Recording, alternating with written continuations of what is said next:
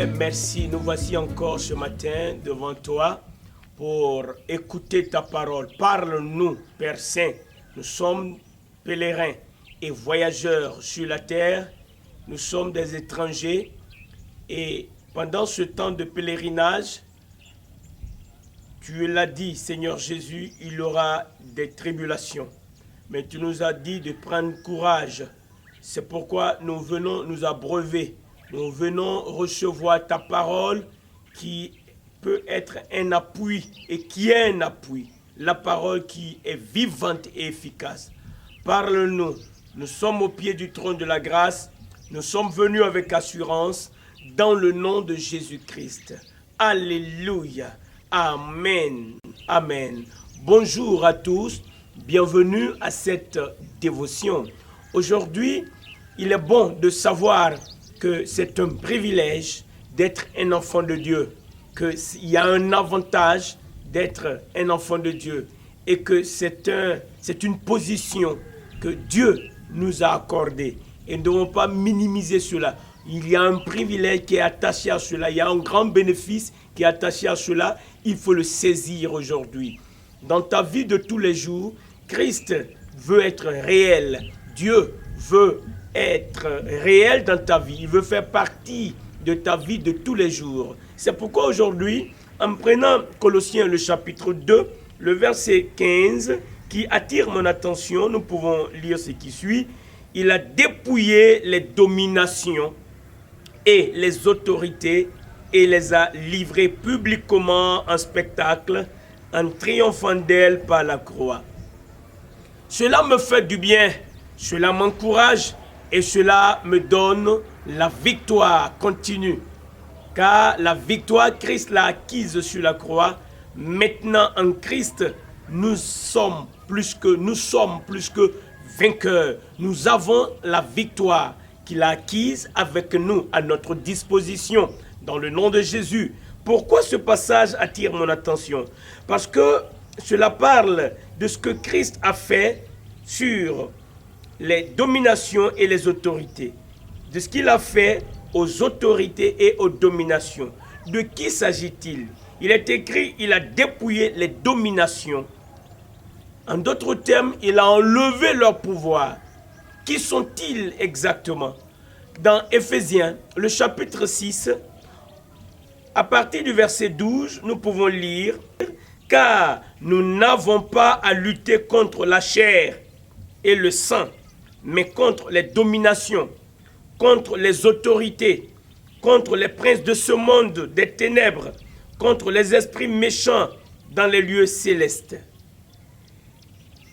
Et la parole de Dieu, ici, nous révèle qui sont ces autorités, qui sont ces dominations. Et la liste continue. Ce sont ces esprits méchants, ce sont ces démons qui nous font la guerre. C'est pourquoi la parole de Dieu dit, nous n'avons pas à lutter contre le sang ni la chair, mais en réalité, la lutte, la guerre est contre les autorités, contre les dominations. Mais la bonne nouvelle, c'est que quand nous prenons Colossiens, Jésus-Christ a dépouillé les dominations et les autorités. Non seulement il les a dépouillées, ce qui est déjà une grande œuvre, mais écoute ce qui est écrit. Et les a livrées publiquement en spectacle, en triomphant d'elles par la croix. Trois faits. Il les a dépouillées, il les a livrées publiquement en spectacle et il a triomphé d'elles par la croix. Alléluia, voilà notre victoire. Rappelle ceci au diable une et autre fois. Continue d'insister là-dessus que Jésus-Christ a dépouillé les dominations, les autorités. Il les a livrées publiquement en spectacle et il a triomphé d'elles par la croix. Ce triomphe, il est nôtre. Il est à toi, il est à moi. Et nous le rappelons à Satan qu'il est un ennemi vaincu. Et ce n'est pas tout. Ce n'est pas tout. Après la croix, Christ a été enseveli. Il est descendu dans l'enfer. Et lorsque la justification a été donnée, alors il est ressuscité. Il est assis à la droite du Père. Écoute ce qui est écrit. J'aime ça. Dans Éphésiens le chapitre 1, le verset 20, il a déployé en Christ en le ressuscitant des morts et en le faisant asseoir à sa droite dans les lieux célestes, au-dessus de toute autorité, de toute puissance, de toute dignité. La liste continue. Et de tout nom qui se peut nommer, non seulement dans le siècle présent, mais encore dans le siècle à venir. Il est très important de savoir que lorsque tu es un enfant de Dieu, Jésus-Christ a fait quelque chose, non seulement pour te sauver, mais pour te donner la capacité de résister à Satan. Il t'a non seulement délivré de la main de Satan, mais il t'a aussi donné son nom qui permet de détruire les œuvres des ténèbres. Chaque fois que Satan essaie de venir contre toi, rappelle-lui ce que Jésus a fait. Et rappelle-lui la victoire de Christ, le triomphe de Christ. Rappelle-lui que Jésus-Christ est assis dans les lieux célestes, à la droite de Dieu le Père. Il est assis au-dessus de toute domination, de toute autorité, de toute principauté, de tout nom qui se peut nommer, non seulement dans ce siècle présent, mais encore dans le siècle à venir. Il est notre Seigneur Jésus-Christ. C'est pourquoi ce matin, nous pouvons élever la voix et ordonner à la maladie de quitter le corps. Dans le nom de Jésus, nous avons ce droit, car Jésus-Christ, notre Seigneur, ressuscité, a déclaré: tout pouvoir m'est donné dans les cieux et sur la terre. Il a déclaré: en mon nom, voici les miracles que ceux qui auront cru vont accomplir. Voici les miracles qui vont accompagner ceux qui auront cru. Ils chasseront les démons. Nous les chassons aujourd'hui, dans le nom de Jésus. S'ils boivent quelques breuvages mortels, cela ne leur fera point de mal. Ils vont imposer les mains sur les malades et ils seront guéris. Voici, il y en a encore plus. Voici le privilège que nous avons en tant qu'enfants de Dieu. Alors, dans ces moments difficiles, toi qui es un enfant de Dieu, saisis ce privilège, saisis ce triomphe que Dieu t'a donné et mets-le en pratique dans ta maison, dans ton lieu de travail. C'est le moment de se tenir debout au nom de Jésus et d'ouvrir la bouche pour ordonner, donner des ordres clairs au diable. Et il est obligé d'obéir à ces ordres.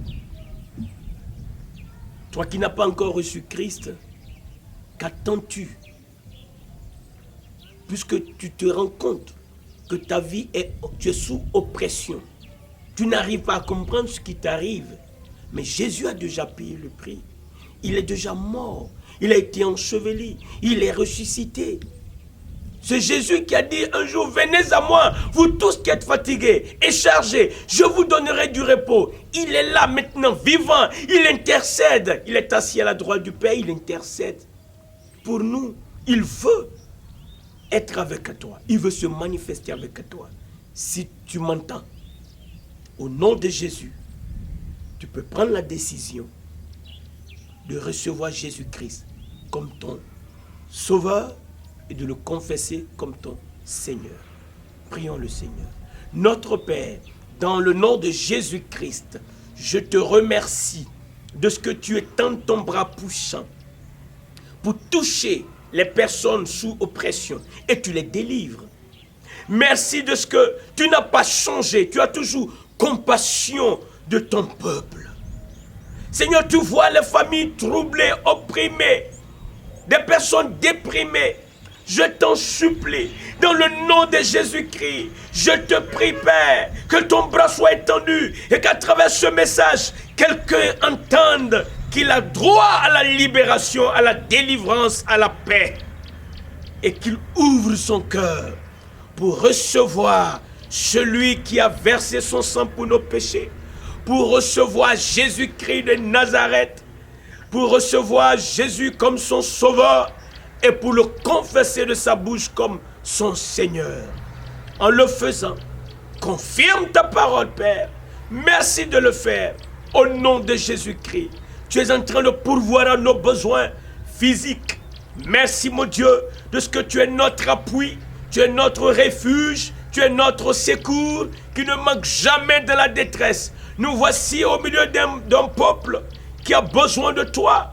Donne-nous ta grâce et que nous puissions parler avec audace, nous puissions prêcher avec courage, avec audace et avec confirmation. Merci de ce que partout où cette vidéo arrive, tu opères un miracle, afin que ton nom soit glorifié. Merci d'écouter nos prières. Une bonne journée nous est réservée aujourd'hui. Une excellente journée. Une journée de victoire en compagnie du Saint-Esprit qui demeure en nous et qui nous vivifie. Merci Père pour ta grâce, pour ton amour. Dans le nom de Jésus, nous t'avons prié. Alléluia. Amen.